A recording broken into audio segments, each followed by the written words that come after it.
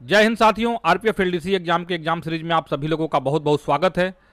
आज के इस सेगमेंट में हम लोग एक बहुत ही महत्वपूर्ण सब्जेक्ट को पढ़ने वाले हैं, जिसका नाम है सूचना का अधिकार अधिनियम 2005, यानी कि आरटीआई एक्ट को हम लोग पढ़ेंगे। और आरटीआई अधिनियम के कुछ चुनिंदा प्रश्नों को जो कि विगत परीक्षाओं में पूछे गए हैं या जो एक्सपेक्टेशन किए जा सकते हैं कि जो पूछे जा सकते हैं, उन परीक्षाओं पे आज हम लोग उन प्रश्नों पर आज हम लोग चर्चा करेंगे। आरटीआई एक्ट के कुछ महत्वपूर्ण प्रश्न यहाँ से लिए गए हैं। 2-3 पार्ट में वीडियो होगा, 20-20, 25-25 प्रश्नों का ये सेट हमने बनाया है, जिसमें आरटीआई को खत्म करेंगे। इसके बाद जेजे एक्ट और उसके बाद से और एनएचआरसी का हो गया, या 3-4 जो भी महत्वपूर्ण हमारे 4-5 जो भी अधिनियम है माइनर एक्ट के, उन सब पे हम लोग प्रश्न उत्तर के श्रृंखला में उसकी तैयारी करेंगे। और आज का ये सेगमेंट शुरू करते हैं। सेगमेंट को शुरू करने से पहले कुछ इन्फॉर्मेशन है आपको देना चाहेंगे। आपको बहुत सारे कन्फ्यूजन थे भारतीय न्याय संहिता के बारे में, भारतीय नागरिक सुरक्षा संहिता के बारे में या भारतीय साक्ष्य अधिनियम के बारे में। तो उन कन्फ्यूजन को दूर करने के लिए हमने पीडीएफ सेट, जो कि हर एक जो संहिता हमारी नई संहिता भारतीय न्याय संहिता है या भारतीय नागरिक सुरक्षा संहिता है या जो भारतीय साक्ष्य अधिनियम है, इनके 400 प्रश्नों के लिए अलग अलग पीडीएफ बना के और आपके लिए हमने ये सारी चीजें जो है जारी की हुई हैं। प्रश्नों का जो लेवल है इजी टू मॉडरेट है। हाई लेवल के प्रश्नों को नहीं लिया गया है, जो आपके परीक्षा में एक्सपेक्टेशन है उन प्रश्नों को ही लिया गया है। और 400 प्रश्न जो कि भारतीय न्याय संहिता के 400 या भारतीय नागरिक सुरक्षा संहिता के 400 प्रश्न, भारतीय साक्ष्य अधिनियम के 400, तो यानी कि 1200 प्रश्नों का ये जो है सेट है। और ये 1200 प्रश्नों का सेट जो है आपको एप्लीकेशन पर क्यूबिक्स क्लासेस का जो एप्लीकेशन है इस पे जो है मिलेगा। तो क्यूबिक्स क्लासेस का जो एप्लीकेशन को आप लोग डाउनलोड कर लें और डाउनलोड करके वहां से इसका आप बीएनएसएस के बारे में कॉन्फिडेंस हो जाइए, बीएनएस के बारे में कॉन्फिडेंस हो जाइए, क्योंकि यहां से काफी लोगों को कंफ्यूजन है। बार बार चीजों को बताने के बावजूद भी थोड़ी सी कंफ्यूजन बची हुई है, तो इसी के लिए हमारा ये प्रयास है। तो आप कुछ मत करिए, क्यूबिक्स क्लासेस के एप्लीकेशन पे जाइए, एप्लीकेशन को डाउनलोड कीजिए और वहां से जो ये हमारा अलग अलग तीनों जो बीएनएस का, बीएनएसएस का और बीएसए का जो सेगमेंट दिया हुआ है 400 प्रश्नों का एमसीक्यू, इसको लगाइए। यहां से आपके सारे कंफ्यूजन दूर हो जाएंगे। इजी टू मॉडरेट यहाँ प्रश्नों का लेवल रखा गया है। इसके अलावा भी जो अगर प्रतिदिन प्रश्नों का जो 100 प्रश्नों का सेट, जो मिक्स प्रश्न होते हैं, जो जिसमें कि आरपीएफ प्रोफेशनल होते हैं, आपका बीएनएस, बीएनएसएस और बीएसए होता है, तो उसके लिए आप जो है एप्लीकेशन पर जो है प्रैक्टिस सेट के लिए आप जो है उन सारी चीज़ों को भी उसको भी डाउनलोड कर सकते हैं एप्लीकेशन पे, जहां से कि आप प्रश्नों को लगा सकते हैं। प्रतिदिन 100 प्रश्नों का सेट आपको दिया जाता है, जिसमें से कि माइनस मार्किंग 0.33 का माइनस मार्किंग होता है और बिल्कुल आपके सीबीटी का जो पैटर्न है उसी पर आधारित होता है। यहां से आप अपने रिजल्ट भी जान सकते हैं, आपने कितना टाइम, अपना टाइम मैनेजमेंट भी देख सकते हैं। तो सारी चीज़ें उपलब्ध हैं। सब इंस्पेक्टर रूल 72 के लिए भी और एएसआई हेड कांस्टेबल रूल 72 के लिए भी जो है ये सारी चीज़ें जो है हैं। तो आप तुरंत जो है क्यूबिक्स क्लासेस के एप्लीकेशन पे जाइए और वहां से जाकर इसका, या चाहे आप पीडीएफ फॉर्म में पढ़ना चाहें। अच्छा, एक चीज़ और आपको बता दें, जो भारतीय न्याय संहिता, भारतीय सुरक्षा संहिता और जो साक्ष्य अधिनियम है, इसको आप डाउनलोड भी कर सकते हैं। डाउनलोड कर सकते हैं इसको, 40 पेज या 50 पेज का होगा। इसको डाउनलोड करके भी आराम से इसको देख सकते हैं, पढ़ सकते हैं, या एप्लीकेशन पे चाहें तो एप्लीकेशन भी पढ़ सकते हैं। विजिबिलिटी बिल्कुल क्लियर रहेगी, इसके लिए हम लोगों ने पूरा ध्यान रखा हुआ है। आइए शुरू करते हैं। आरटीआई एक्ट के कुछ प्रश्नों पर के ऊपर चलते हैं और इसको शुरू करते हैं। देखिए, पहला प्रश्न जो हमारा विजिबल हो रहा है कि सुरक्षा का अधिकार अधिनियम कब लागू हुआ। थोड़ा सा मैं इसको अपना ये पतला कर लेता हूं, काफ़ी थोड़ा थिकनेस इसमें ज़्यादा हो गया है। चलिए शुरू करते हैं।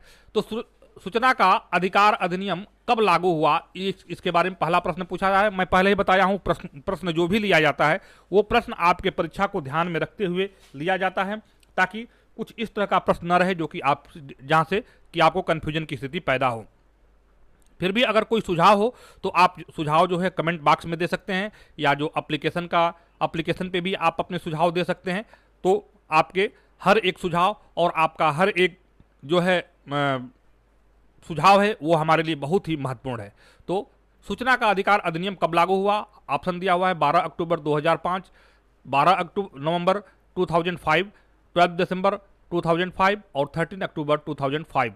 चारों ऑप्शन है, इसका आप लगाइए। बहुत इजी प्रश्न है। पहला प्रश्न है, तो सूचना का अधिकार अधिनियम कब लागू हुआ।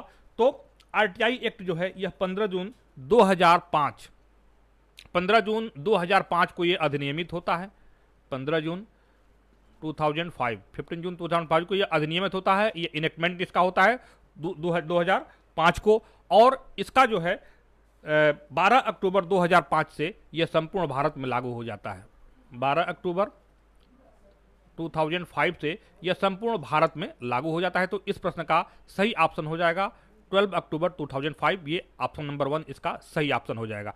चलिए दूसरे ऑप्शन पे चलते हैं, दूसरा प्रश्न देखते हैं। दूसरा प्रश्न है, सूचना का अधिकार अधिनियम लोकसभा में कब पारित किया गया? लोकसभा में कब पारित हुआ? जैसे कि आपका मालूम है कि कोई भी जब अधिनियम बनता है तो उसको संसद के दोनों सदनों में, यानी कि लोकसभा और राज्यसभा में उसको पास होने के बाद वो राष्ट्रपति के पास जो है वो ड्राफ्ट होता है और राष्ट्रपति के पास जाता है हस्ताक्षरित होने के लिए, और जब हस्ताक्षरित होता है तो वो एक कानून का रूप ले लेता है। जब वो राजपत्र में जारी होता है, उसकी सूचना निकलती है तो वह जो है जारी हो जाता है। तो यही प्रश्न यहाँ से, सूचना का अधिकार अधिनियम लोकसभा में कब पारित किया गया? ऑप्शन देख लीजिए एक बार, 11 मई 2005, 12 मई 2005, 13 मई 2005 और 11 जून 2005। तो इसके बारे में 3-4 चीजें हैं जिसको आपको याद रखना है। सबसे पहले आपको याद रखना है 12 मई 2005 को, 2005 को यह जो है अधिनियम जो है यह संसद में पारित होता है, संसद में पास होता है, या इसको पारित कहिए या पास होता है। संसद के दोनों सदनों में, यानी कि लोकसभा और राज्यसभा में 12 मई 2005 को जो है यह संसद के दोनों सदनों में पास होता है। 15 जून 2005, एक डेटा और आपको याद रखना है, 15 जून 2005 को यह जो है राष्ट्रपति की जो है राष्ट्रपति का जो है इस पे हस्ताक्षर होता है, राष्ट्रपति का हस्ताक्षर होता है 15 जून 2005 को, यानी कि अधिनियमित हो जाता है। 15 जून 2005 को ये अधिनियमित हो जाता है और 12 अक्टूबर 2005 को जो यह लागू हो जाता है, संपूर्ण भारत में यह लागू हो जाता है। तो 3 डेट आपको याद रखना है। लोकसभा में कब पारित होता है या राज्यसभा में? 12 मई 2005 को संसद में पारित होता है और 15 जून 2005 को राष्ट्रपति का हस्ताक्षर होता है और 12 अक्टूबर 2005 से यह संपूर्ण भारत में लागू हो जाता है। तो इस प्रश्न का सही ऑप्शन, हमारा प्रश्न क्या था? सूचना का अधिकार अधिनियम लोकसभा में कब पारित किया गया? तो यह जो है कब पारित किया गया? यह जो है यह 12 मई 2005 को, 12 मई 2005 को यह जो है लोकसभा में पारित किया गया। अगला प्रश्न हमारा देखिए, प्रश्न संख्या 3 है, सूचना का अधिकार अधिनियम 2005 की किस धारा में सूचना के अधिकार को परिभाषित किया गया है?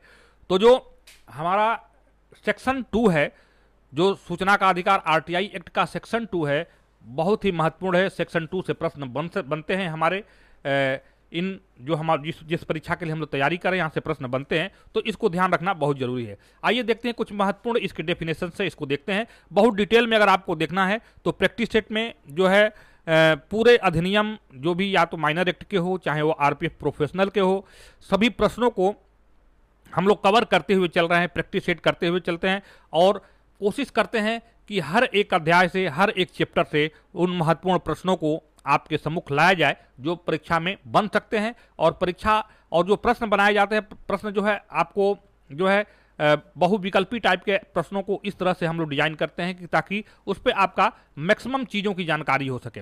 उसको हम लोग एक प्रश्न पत्र की तरह नहीं, बल्कि आपके पढ़ने की के लिए भी उसको बनाते हैं। अंदर जो चीज़ें हैं सॉल्यूशन में जब आप परीक्षा दे लेते हैं तो आपको मैक्सिमम चीज़ों को हम लोग समावेश करते हैं जैसे आपको मैक्सिमम जानकारी मिल सके। तो आइए देखते हैं, या इसमें पूछा जा रहा है कि सूचना के अधिकार को किसमें परिभाषित किया गया है? तो सूचना के अधिकार को 2K में जो है यहाँ से सूचना का अधिकार 2K में परिभाषित किया गया है। आइए इसके और ऑप्शन पे विचार कर लेते हैं। 2 का अगर K की बात करें तो इसमें क्या है? राज्य सूचना आयोग, राज्य सूचना आयोग। 2K में क्या है? राज्य सूचना आयोग को इसमें परिभाषित किया गया है 2K में। अगर 2KL में आते हैं तो 2KL में क्या है? राज्य मुख्य सूचना आयुक्त, राज्य मुख्य सूचना आयुक्त। 2KL में जो है राज्य मुख्य सूचना आयुक्त, ये महत्वपूर्ण है, इनको याद कर लीजिएगा, अपने परीक्षा में पूछा जा सकता है। अगर 2H की बात करते हैं तो 2KH में है लोक प्राधिकारी, लोक प्राधिकारी को परिभाषित किया गया है इसमें। एक दो और महत्वपूर्ण इसमें जो है देखिए 2 का जो F है इसमें सूचना का को परिभाषित किया गया है, इसको याद कर लीजिए, कई बार ये पूछा गया है। 2 के एफ में जो है सूचना को परिभाषित किया गया है। और अगर 2 की आई की बात करें, 2 का आई जो है यह क्या है, यह अभिलेख के बारे में, यानी कि डॉक्यूमेंट या दस्तावेज के बारे में, अभिलेख के बारे में 2 के आई में जो है अभिलेख के बारे में परिभाषित किया गया है। तो ये जो है डेफिनेशन है, कुछ बहुत महत्वपूर्ण है। हमारे इस प्रश्न का सही ऑप्शन नंबर ए हो जाएगा। 2 के जे में जो है सूचना का अधिकार जो है इसको परिभाषित किया गया है। अगले प्रश्न के ऊपर चलते हैं। अगला प्रश्न है, आरटीआई के तहत सूचना कैसे प्राप्त कर सकते हैं। आरटीआई के तहत जो है सूचना हम किस तरीके से प्राप्त कर सकते हैं। क्या लिखित रूप से ही सूचना प्राप्त कर सकते हैं, या रिकॉर्ड के तौर पर निरीक्षण कर सकते हैं, या किसी चीज की प्रतिलिपि ले सकते हैं। तो इसमें देखते हैं पहले ऑप्शन क्या है। इस तरह के प्रश्नों में ऑप्शन को बहुत ध्यान से पढ़ने की जरूरत है। तो सूचना को कैसे हम प्राप्त कर सकते हैं, पहला है किसी कार्यवाही के रिकॉर्ड का निरीक्षण कर सकते हैं। बिल्कुल सही है, किसी कार्यवाही है, अगर कोई भी, चाहे वो कोई प्रसंविदा हो, चाहे वह कोई कॉन्ट्रैक्ट हो, तो उसके जो है कार्रवाई का जो रिकॉर्ड है, उस रिकॉर्ड को निरीक्षण के लिए हम मांग कर सकते हैं, उसका निरीक्षण कर सकते हैं। सूचना की प्रतिलिपि कंप्यूटर में ले सकते हैं। जो सूचना है उसकी जो प्रतिलिपि है उसकी हम कंप्यूटर में उसको भी ले सकते हैं। सामग्री के नमूनों को प्राप्त कर सकते हैं, बिल्कुल ये भी कर सकते हैं, उपयुक्त सभी। तो इस प्रश्न का सही ऑप्शन जो है ऑप्शन नंबर डी होगा। ये सभी ऑप्शन बिल्कुल सही है। ये सभी चीजें जो है हम आरटीआई के तहत सूचना को के अंतर्गत प्राप्त कर सकते हैं। अगले प्रश्न के ऊपर चलते हैं।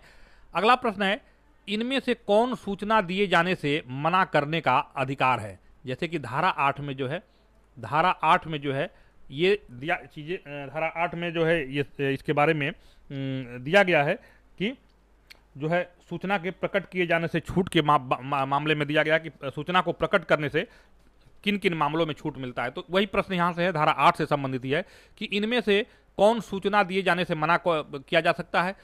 सूचना की प्रतिलिपि कंप्यूटर में ले सकते हैं, भारत की संप्रभुता एवं सुरक्षा व राज्य हित सामग्री के नमूने को प्राप्त कर सकते हैं। तो ये तो सारी चीजें हम सूचना के रूप में इसको प्राप्त कर सकते हैं, लेकिन इन सूचना दिए जाने से मना करने का आधार क्या है, तो यह है भारत की संप्रभुता एवं सुरक्षा व राज्य हित से संबंधित कोई सूचना जो है, यह जो है इस तरह की सूचना को दिए जाने से मना किया जा सकता है। तो इस ऑप्शन का सही ऑप्शन नंबर बी हो जाएगा, क्योंकि जो 8 है, जो हमारा धारा 8 है, 8 में जो है इसको स्पष्ट किया गया है कि सूचना को प्रकट किए जाने से छूट के बारे में बताया गया है। और इसमें बताया गया है कि कुछ मामलों में सूचना नहीं दिया जाएगा, जैसे कि राष्ट्रीय सुरक्षा आदि का जो मसला हो, जो भारत की संप्रभुता एवं सुरक्षा एवं राज्य हित के संबंध में अगर कोई इस तरह की सूचना है तो उसको गोपनीयता के आधार पर उस तरह की सूचना देने से मना किया जा सकता है। अगले प्रश्न के ऊपर चलते हैं। प्रश्न संख्या 6 है, इनमें से कौन सी संस्था आरटीआई के दायरे में नहीं आती है। बहुत ही महत्वपूर्ण प्रश्न है और यहां प्रश्न बन सकता है। देखिएगा, इस तरह के प्रश्नों पर आपको विशेष ध्यान रखना चाहिए। तो दिया गया है, सबसे पहले इस प्रश्न के ऑप्शन पे विचार करते हैं। उच्च न्यायालय, ये उच्चतम न्यायालय, सुप्रीम कोर्ट हो गया, उच्च न्यायालय हाई कोर्ट हो गया, और सुरक्षा एजेंसियां हो गया, और भारत सरकार। तो कौन जो है यह आरटीआई के दायरे में नहीं आते हैं। उच्चतम न्यायालय आरटीआई के दायरे में आ सकता है, उच्च न्यायालय भी आ सकता है, और भारत सरकार भी जो है यह जो है आरटीआई के दायरे में है। और सुरक्षा एजेंसियां जो है, यह धारा 24, अब यहां से हम देखते हैं, धारा 24 में जो है विशेष छूट दिया गया है। कुछ ऐसी सुरक्षा एजेंसियां हैं जिनको की छूट दिया गया है, जिसमें बताया गया है कि जो है आईबी हो गया, रा या आईबी, रा, सीआरपीएफ, सीआईएसएफ, ये जो है कुछ इस तरह के पैरामिलिट्री फोर्सेस हैं, या जो इस तरह की सुरक्षा एजेंसियां हैं जिनको कि आरटीआई के दायरे में ये नहीं आती है। तो धारा 24 हमारा जो है क्या कह रहा है कि सुरक्षा एजेंसियों को जो है आरटीआई के दायरे में नहीं लाया जा सकता है। तो इस प्रश्न का सही ऑप्शन नंबर सी हो जाएगा, सुरक्षा एजेंसियां। अगले प्रश्न के ऊपर चलते हैं। प्रश्न के साथ क्या कह रहा है कि आरटीआई के तहत किनसे जानकारी प्राप्त की जा सकती है। याद रखिएगा, ये सारे प्रश्न बहुत ही महत्वपूर्ण है और बहुत ही ध्यान से इसको देखिएगा। हम इसका भी पीडीएफ जो है क्यूबिस क्लासेस का जो एप्लीकेशन है उस पर डाउनलोड करेंगे, और जो भी हमारे 4-5 जो हमारे माइनर एक्ट के हैं, जैसे कि हमारा जेजे एक्ट हो गया, यहाँ से प्रश्न पूछे जाते हैं, एनएचआरसी से प्रश्न पूछे जाते हैं, यहाँ आरटीआई से प्रश्न पूछे जाते हैं, यहाँ तंबाकू प्रिवेंशन एक्ट से प्रश्न पूछे जाते हैं, एनडीपीएस से पूछे जाते हैं। तो इस तरह के जो ये चारों पांचों पांच छः जो भी मेन जो हमारे माइनर एक्ट के जो भी अधिनियम है, इनसे संबंधित प्रश्नों को हम प्रयास करेंगे कि 2-3 दिन के अंदर में आपको क्यूबिक क्लासेस के एप्लीकेशन पे इन सबसे जो है प्रश्न जो है जो हम लोगों से रिलेट करते हैं, उन प्रश्नों को जरूर हम आपके लिए दें। तो आप एप्लीकेशन को जरूर डाउनलोड करें। हमारा प्रश्न है, आरटीआई के तहत किनसे जानकारी प्राप्त की जा सकती है? किनसे जानकारी प्राप्त की जा सकती है? इंडियन आर्मी, विदेशी गुप्त सूचना, निजी संस्थानों और सरकारी विभागों। देखिए थोड़ा सा ऑप्शन में हमको कंफ्यूजन लग रहा है, क्योंकि ये दो चीजें ऐसी है, इंडियन आर्मी हो गया और विदेशी गुप्त सूचना, ये दोनों जो ऑप्शन है, ये दोनों ऑप्शन ऐसे हैं कि जहां से हम जो है ये सूचना हम प्राप्त करने से बंदिश है, यहाँ से सूचना प्राप्त नहीं कर सकते हैं। और बाकी ये जो निजी संस्थान है, सरकारी विभाग है, इनसे हम सूचना आरटीआई के तहत प्राप्त कर सकते हैं। तो ये प्रश्न हमको बहुत सूटेबल नहीं लग रहा है, ये प्रश्न जो है टाइपिंग करने में मिस्टेक हो गया है, इसलिए इस प्रश्न को हम लोग स्किप करते हैं, अगले प्रश्न के ऊपर चलते हैं। अगला प्रश्न है, आरटीआई की धारा 6 के तहत सूचना प्राप्त करने के लिए क्या आवश्यक नहीं है? देखिए ये भी प्रश्न बहुत महत्वपूर्ण है। जो सूचना का अधिकार में के अंतर्गत जो है सेक्शन 6 दिया गया है, जिसमें कि सूचना प्राप्त करने के लिए जो अनुरोध करने पर या जो आवेदन दिया जाता है उसके फीस के बारे में बताया गया, फीस क्या क्या लगेगी, कितना रुपया जो है इसको फीस लगेगा और किनको किनको छूट मिला हुआ है। तो इसमें पूछ रहा है कि क्या आवश्यक नहीं है। इसमें आवेदन की प्रक्रिया भी, आवेदन करते समय क्या क्या आपको भरना है आवेदन पत्र में, तो धारा 6 के अंतर्गत यही बताया जाता है, आरटीआई की धारा 6 के अंतर्गत। और फीस संदाय के बारे में बात किया जाता है कि फीस के लिए आपको कितना कितना फीस लगेगा। तो इसमें कारण, नाम व पता, व्यक्तिगत विवरण, ये तीनों चीजें इसमें होनी चाहिए। तीनों चीजें इसमें होनी चाहिए जब आवेदन करते हैं, तो कारण, नाम, पता और व्यक्तिगत विवरण, इन तीनों को भरना पड़ता है। तो इस प्रश्न का सही ऑप्शन जो है यहाँ पे ए, सी और बी, देखिए यहाँ ऑप्शन थोड़ा सा बी छूट गया है, तो ये जो है तीनों होने चाहिए, कारण, नाम व पता और व्यक्तिगत विवरण, ये तीनों होना चाहिए जब आप आरटीआई के लिए आवेदन करते हैं। तो इस प्रश्न का सही ऑप्शन नंबर डी हो जाएगा। अगले प्रश्न के ऊपर चलते हैं।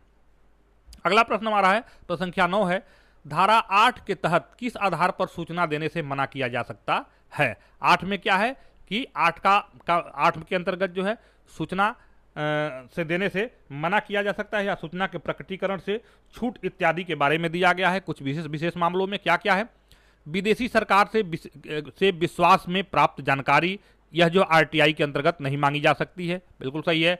ऐसी सूचना तो भारत की संप्रभुता, एकता और अखंडता को प्रभावित करे, यह भी सही है।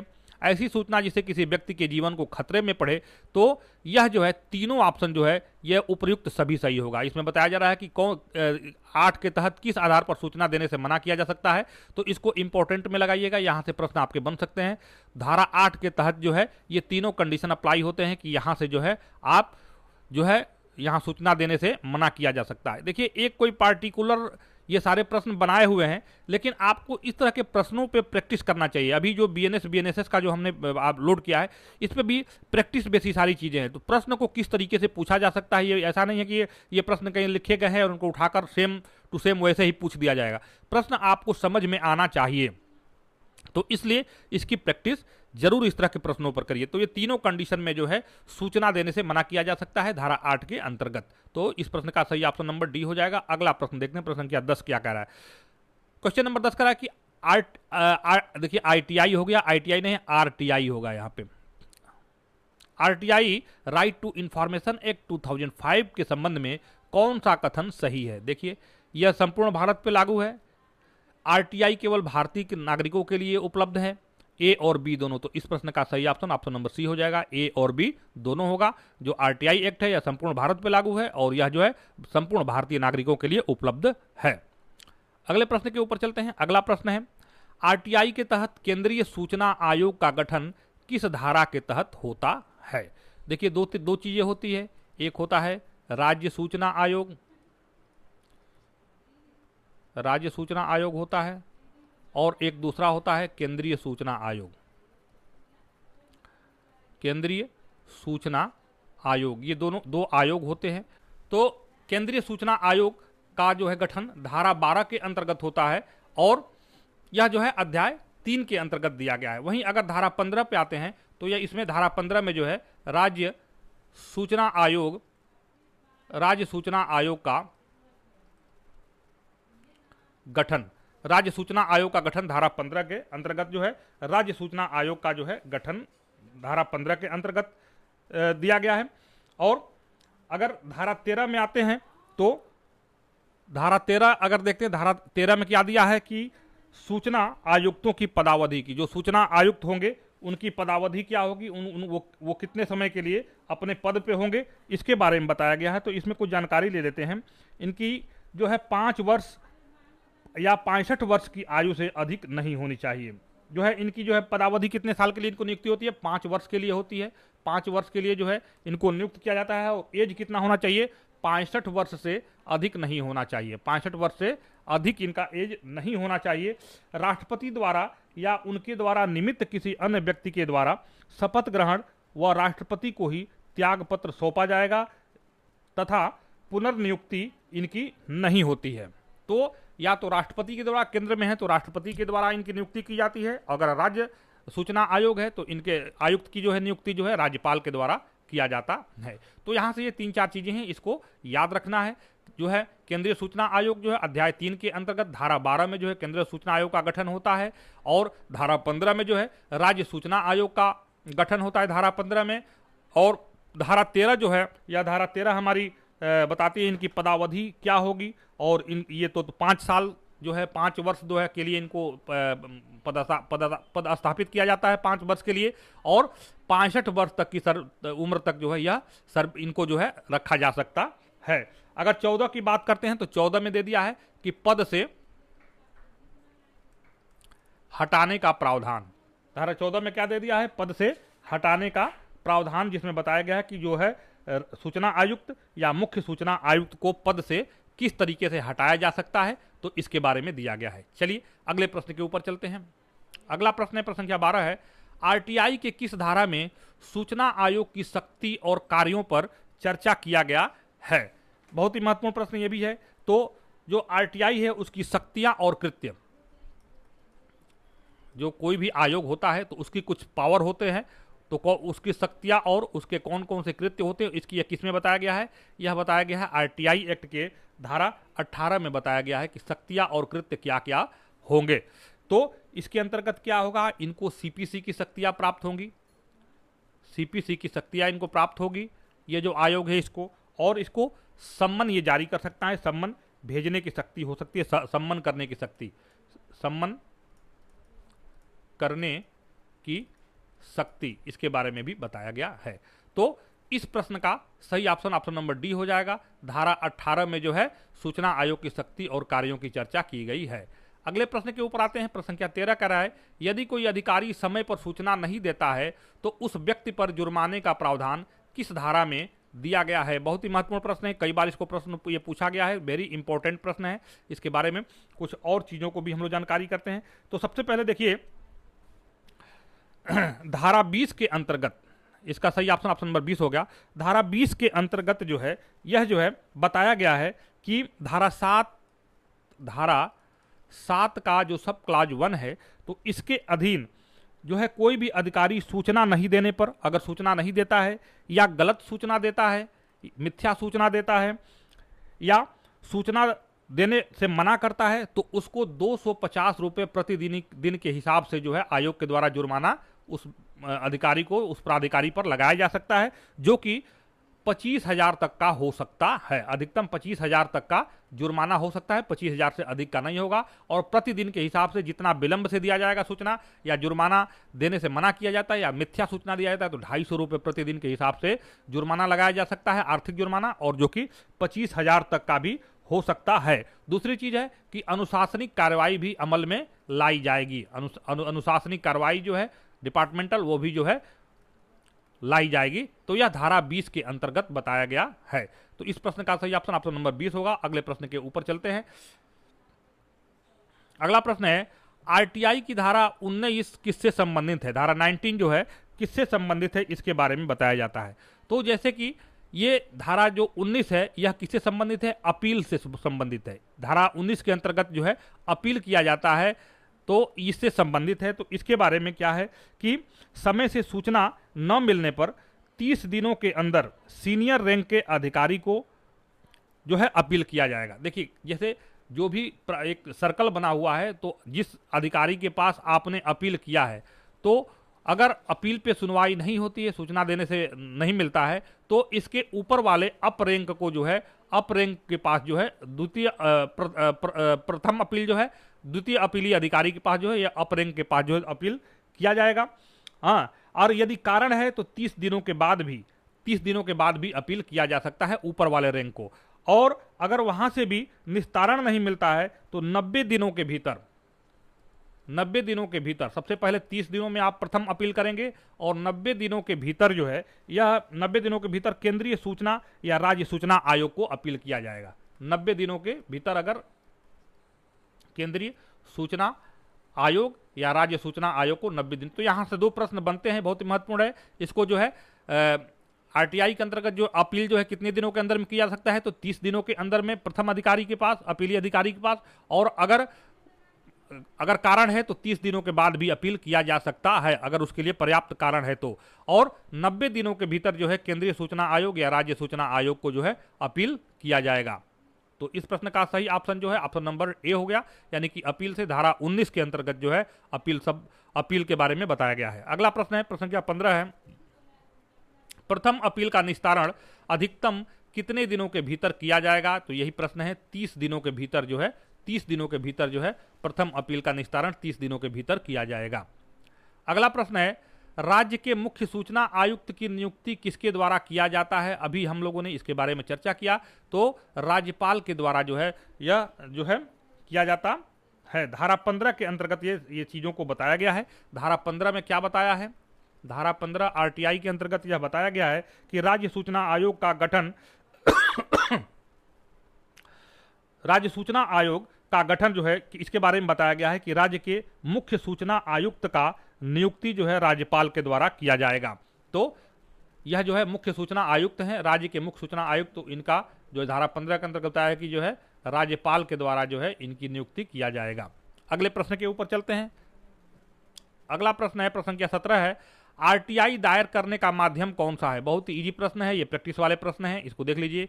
लिखित रूप से, इलेक्ट्रॉनिक माध्यम से, मौखिक रूप से या टेलीफोनिक माध्यम से। तो इस प्रश्न का सही ऑप्शन जो है क्या होगा? ऑप्शन नंबर ए हो जाएगा, लिखित रूप से या इलेक्ट्रॉनिक माध्यम से जो है यह जो है आरटीआई जो है दायर किया जा सकता है। ऐसा नहीं है कि मौखिक रूप से आरटीआई दायर कर दे या टेलीफोन के माध्यम से आरटीआई दायर कर दे। यह जो लिखित रूप से और इलेक्ट्रॉनिक रूप से, इसका एक फी होता है, जो कि फी देने के बाद आप जो है यह जो है लिखित रूप से या इलेक्ट्रॉनिक माध्यम से जो है इसको दायर कर सकते हैं। तो ऑप्शन नंबर ए इसका सही ऑप्शन होगा।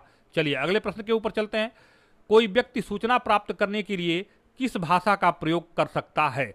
यानी सूचना प्राप्त करने के लिए चाहते हैं आपकी सूचना प्राप्त करने के लिए किस भाषा का प्रयोग किया जा सकता है? तो यह जो है बताया गया है कि जो है अधिनियम के अंतर्गत सूचना प्राप्त करने के लिए लोक प्राधिकारी से संबंधित लोक सूचना अधिकारी से अंग्रेजी, हिंदी या उस क्षेत्र की शासकीय भाषा में जो है यह जो है या लिखित रूप से आवेदन किया जाएगा। तो हिंदी, अंग्रेजी या उस क्षेत्र की जो शासकीय भाषा है उसके अंतर्गत जो है आवेदन किया जाएगा। तो इस प्रश्न का सही ऑप्शन नंबर ए हो जाएगा। प्रश्न संख्या 19 देखते हैं। प्रश्न संख्या 19 में है, सूचना का अधिकार अधिनियम आरटीआई के अधीन अभिलेख में क्या सम्मिलित नहीं है? यहां से देखिए नहीं है माने कौन सी ऐसी चीज है जो सम्मिलित नहीं है? फाइल टिप्पण, कोई माइक्रोफिल्म, कोई हस्तलेख दस्तावेज। तो इसके बारे में थोड़ी सी हम लोग जानकारी ले लेते हैं। देखिए जो इलेक्ट्रॉनिक अभिलेख हैं या दस्तावेज हो गए, ज्ञापन, ईमेल, प्रेस विज्ञप्ति हो गया, कोई परिपत्र हो गया, आदेश हो गया, कोई लॉग बुक, कोई संविदा, रिपोर्ट, कागज, कोई नमूना या कोई मॉडल, ये सभी क्या हैं? ये सभी अभिलेख के अंतर्गत इनको परिभाषित किया गया है। सभी जो है अभिलेख में सम्मिलित हैं।